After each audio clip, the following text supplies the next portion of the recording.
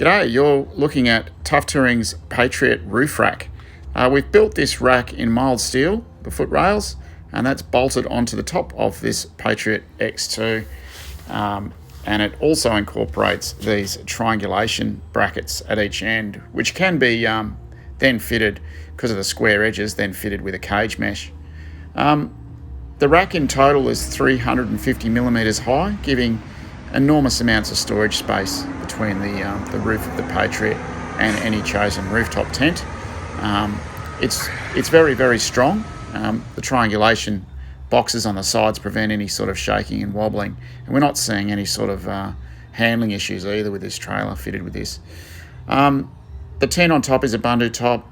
There's a Bush Company XT Max awning on that, as well as an added room, and also a little suite, which is like a privacy room that pops off the side.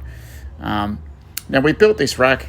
To accept tents out to 1600 millimeters wide and 2.4 meters long, and the additional 35 centimeters of height that the rack gives you negates the need for the swing up awning arms, which can be take up quite a lot of the space at the top of the Patriot.